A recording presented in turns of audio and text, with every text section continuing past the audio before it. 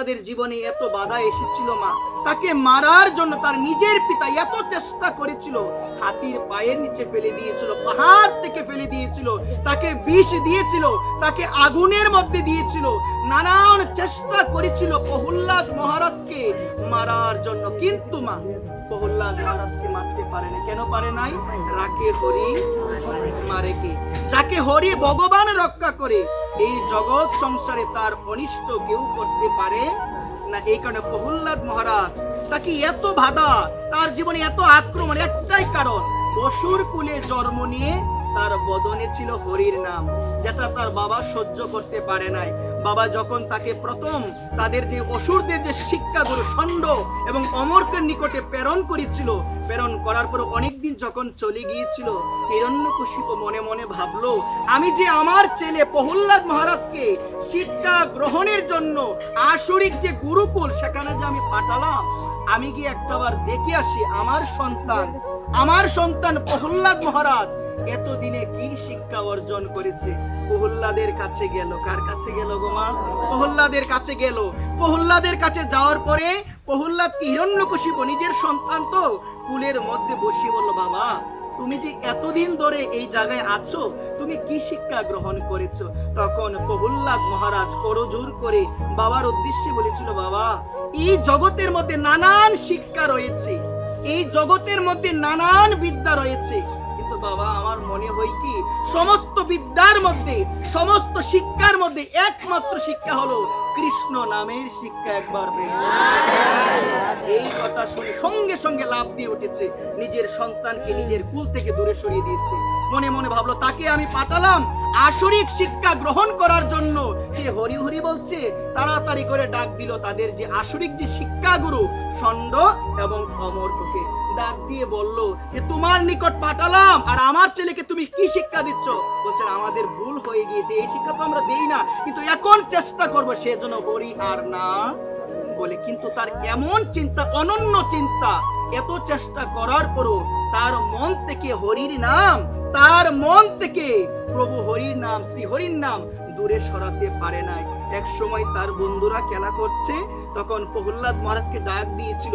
প্রহল্লাদ বলছেন, এই জগতের খেলা খেলে আমি আমার সময়, মূল্যবান সময় নষ্ট করব না? ভাগবতে আছে কৌমার আচরত প্রাজ্ঞ। মা ভজন যে বিষয়টা, বর্তমান সময়ে আমরা ভজন মানে ভাবি ভজন হবে বৃদ্ধ বয়সে। ভজন কি শিশুরা করে? ভজন কি কৌমার বয়সে করে? ভজন কি বালকরা করে? ভজন কারা করে? আমরা ভাবি বৃদ্ধ বয়সে হরিভজন করতে হয়, কিন্তু শাস্ত্র বলছেন মা বৃদ্ধ বয়সে হরিভজন হয় না মা। বৃদ্ধ বয়সে প্রভুর নাম করতে পারবেন না আপনি। বৃদ্ধ বয়সে আপনি আপনার নিজ দেহটাকে সাপোর্ট করতে পারবেন না। ঘন ঘন বাথরুমে যেতে হবে, হাত পায়ে ব্যথা করবে, এক জায়গার মধ্যে বসতে পারবেন না, দাঁড়াতে মন চাইবে। বৃদ্ধ বয়সে হরিভজন হয় না। আপনি লক্ষ্য করে দেখবেন, যখন 60 বছর হয়ে যায়, তখন দেখবেন যারা সরকারি কর্মকর্তা রয়েছে তাদেরকে কিন্তু সরকার পেনশন দিয়ে দেওয়া হয় না গো মা, তাদেরকে একদম বের করে দেওয়া, কারণ এরপরে আর কোনো কাজে লাগে না। কিন্তু আমরা এতটাই মূর্খ হয়ে গেলাম, আমরা ভাবি যে এই সময়টা আমরা দিব ভগবানকে, যেটা ভুল। প্রহল্লাদ মহারাজ শিক্ষা দিয়ে গেল। তিনি ভাগবতী বলছেন ভজন শুরু করতে হবে একদম শিশুকাল থেকে, একদম শিশুকাল থেকে। মনে রাখবেন, বৃদ্ধকালে কৃষ্ণ ভজে তা কখনো কৃষ্ণকে পাওয়া যায় না। ভজন শুরু করা প্রয়োজন কখন থেকে? বাল্যকালে কৃষ্ণ ভজে কৃষ্ণ পাওয়ার আসে, যৌবনে কৃষ্ণ ভজে আসে বা না আসে, বৃদ্ধকালে কৃষ্ণ ভজে জমের দ্বার আসে। বাল্যকালে কৃষ্ণ ভজে কৃষ্ণ পাওয়ার আশায়, আর যৌবনে কৃষ্ণ ভজে আসে বা না আসে, আর বৃদ্ধকালে কৃষ্ণ ভজে জমের দ্বার আসে। সবাই বলো না গো। প্রহল্লাদ মহারাজ তার সহপাঠী যারা ছিল তাদেরকে বলেছিলেন যে এই খেলা খেলে আমি আমার মূল্যবান সময়কে নষ্ট করব না। তারা নানান ধরনের খেলা খেলে, কিন্তু প্রহল্লাদ মহারাজ অনন্য চিত্ত হয়ে, অনন্য চিন্তে সর্বদা স্মরণ হরি হরি হরি।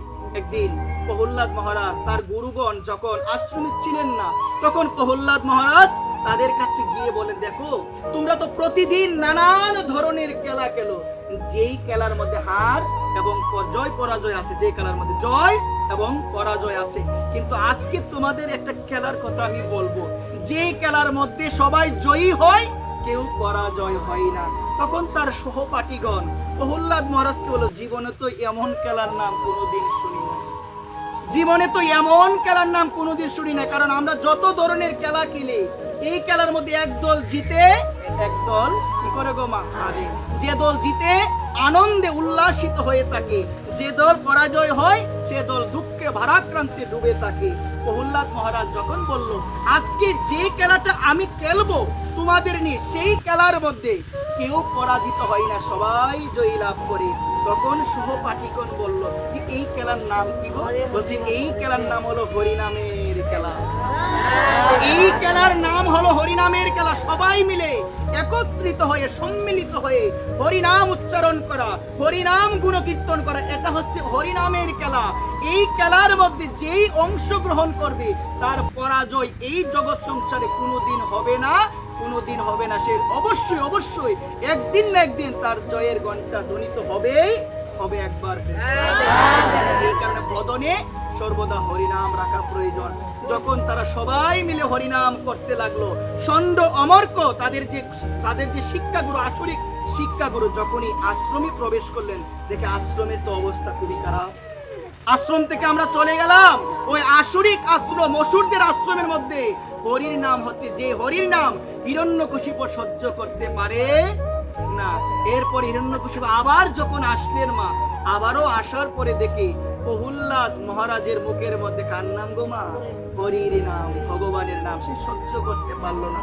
এভাবে যখন কোনোভাবে তার মুখ থেকে, শ্রীমুখ থেকে হরিনাম দূরে সরানো যায় না, তখন চেষ্টা করলো তাকে মারার জন্য। অনেক চেষ্টা করেছো মা, অনেক চেষ্টা। হোলিকা দহন দেখবেন দুল পূর্ণিমার আগের দিন আমরা করি না, আজ আমাদের নেড়াপুরা, কাল আমাদের দুল পূর্ণিমাতে বলো সবাই হরি। এই যে নেড়াটা পুরানো হয়, এটা হচ্ছে হোলিকা দহন। হোলিকার একটা বর ছিল যে হোলিকা ব্রহ্মার কাছ থেকে বর পেয়েছিল, আমি যদি আগুনের মধ্যেও থাকি আমার ক্ষতি হবে না, আমি পুড়ব না। যখন প্রহ্লাদ মহারাজকে কোনোভাবে বিষ দিয়ে হাতির পায়ের নিচে ফেলে দিয়ে, অনেক বড় উঁচু পাহাড় থেকে ফেলে দিয়ে যখন কোনোভাবে মারা যাচ্ছে না, মারতে পারছে না, তখন হোলিকা হিরণ্যকশিপুর বোন তার কাছে এসে বলল, ভাই আপনার কোনো চিন্তা করতে হবে না, ব্রহ্মার তপস্যা করে ব্রহ্মার নিকট থেকে আমি বর পেয়েছি, আগুনে গেলে আমার মৃত্যু হবে না। আমি কি করব জানো ভাই? তোমার ছেলেকে আমি আমার নিজের কুলের মধ্যে বসিয়ে আমি আগুনে বসে যাব, তোমার ছেলের মৃত্যু হয়ে যাবে, আমার কিছু হবে না। বলছে বোন তোর কথাই ঠিক আছে। তাহলে একটা কুণ্ড সাজানো হলো। কি কুণ্ড? অগ্নিকুণ্ড সাজানো হলো। ওই অগ্নিকুণ্ডের মধ্যে প্রহ্লাদ মহারাজকে নিয়ে তার হোলিকা বোন বসে গেল। আর প্রহ্লাদ মহারাজ করজোর করে মা, করজোর করে হরি হরি ওম নমো ভগবতে বাসুদেবায়, ওম নমো ভগবতে বাসুদেবায়, ওম নমো ভগবতে বাসুদেবায় জপ করতে লাগলো। এভাবে আগুন প্রজ্বলিত করা হলো। যখন আগুন প্রজ্বলিত করা হলো মা, রাখে হরি। আজকে বর ছিল, ব্রহ্মা বর দিয়েছিল যে আগুনে তোমার কোনো ক্ষতি হবে না, কিন্তু দেখো এই জায়গায় ব্রহ্মার বড় বিফল হয়ে গেল। কেন হয়ে গেল? ভগবানের ভক্তির কোনোদিন বিনাশ নাই। গীতায় বলছেন অর্জুন আমি প্রতিজ্ঞা করব না অর্জুন, তুমি আমার হয়ে অর্জুন এই জগৎবাসীকে অর্জুন তুমি জানিয়ে দাও, ন মে ভক্ত প্রণশ্যতি অর্জুন, ন মে ভক্ত প্রণশ্যতি, আমার ভক্তির কোনো বিনাশ নাই। ভগবান গীতায় বলেছেন, শুধু মুখে বলে না, প্র্যাকটিক্যাল প্রমাণ হলো প্রহ্লাদ মহারাজ প্রমাণ দিয়েছেন প্রহ্লাদ মহারাজের কিছু হয় নাই মা। হোলিকা পুরে একদম ছাই হয়ে গিয়েছে, হোলিকা ছাই হয়ে গিয়েছে। কিন্তু যখনই আগুন নিভে গেল তখন সবাই অবাক হয়ে গেল। যার মরার কথা সে মরে নাই, যার জীবিত হওয়ার কথা সে মারা গিয়েছে। আর যার মরার কথা প্রহ্লাদ মহারাজ, সে অগ্নিকুণ্ড থেকে হরির নাম স্মরণ করতে করতে সেই অগ্নিকুণ্ড থেকে বেরিয়ে আসলো একবার। এটাই প্রমাণ। যদি বদনে হরিনাম সর্বদা থাকে, যদি সর্বদা হরির নাম, যে কোনো পরিস্থিতি যে কোনো বিষয় হতে পারে, সংসারে আছেন দুঃখ কষ্ট মিলিয়ে এই সংসার, এখানে কষ্ট থাকবে সুখ থাকবে সবকিছুই থাকবে। এই সংসারে থেকেও যে অনন্য চিত্তে যে সর্বদা আমার হরিকে স্মরণ করে, যে সর্বদা আমার ভগবানকে স্মরণ করে, এই জগতে তার কোনোদিন অমঙ্গল হবে না। একবার কোনোদিন অমঙ্গল হবে না।